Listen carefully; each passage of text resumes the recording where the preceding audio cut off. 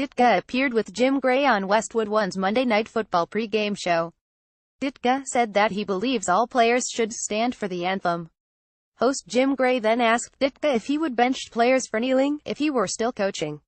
What followed was classic Ditka. Ditka said, "Yes, I don't care who you are, how much money you make. If you don't respect our country, then you shouldn't be in this country playing football, go to another country and play football. If you had to go somewhere else and try to play the sport, you wouldn't have a job. If you don't respect this flag and this country, then you don't know what this is all about. I would say, adios." Next, Gray asked about Ditka about athletes like Muhammad Ali and Jesse Owens using sports as a platform for protesting. Ditka said, "I don't know what social injustices there have been. Muhammad Ali rose to the top. Jesse Owens is one of the classiest individuals that ever lived. Is everything based on color? I don't see it that way. You have to be colorblind in this country. You have to look at a person for what he is and what he stands for and how he produces, not by the color of his skin. That has never had anything to do with anything. But, all of a sudden, it has become a big deal now, about oppression. There has been no oppression in the last 100 years that I know of. Now maybe I'm not watching it as carefully as other people. I think the opportunity is there for everybody, race, religion, creed, color, nationality. If you want to work, if you want to try, if you want to put effort in, you can accomplish anything. And we have watched that throughout our history of our country. People rise to the top and have become very influential people in our country by doing the right things. I don't think burning the flag, I don't think protesting the country, it's not about the country. They are protesting maybe an individual, and that's wrong too. You have a ballot box, you have an election.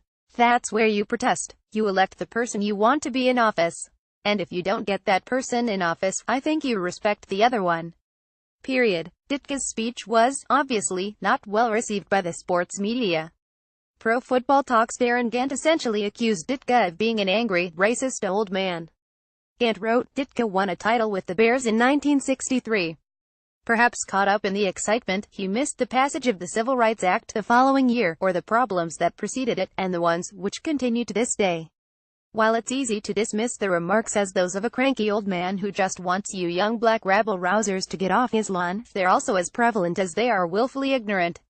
One of the great things about being privileged is how easy it is to never see the problems around you." Also worthy of the charge of ignorance, is contorting Ditka's remarks to make it sound as if he's saying there are no problems with race in the country. Ditka never says that, instead he merely says there is no oppression in the country. Something that Gant never bothers to correct Ditka on. Gant alludes to oppressions that occurred before the Civil Rights Act and those that continue today, yet never at any point does he say what those are. Also telling that Gant has to use 1964 as his benchmark date of mass oppression. First, the fact that anyone would have to go back over 50 years to find a signature date of mass organized oppression. Moreover, bringing up pre-1964 America is an argument for pre-1964 Americans to protest.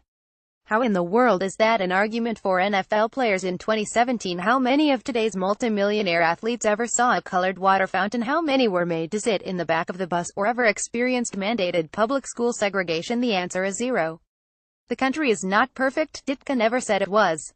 However, the real act of willful ignorance and privilege comes from Gant, and those who believe like him.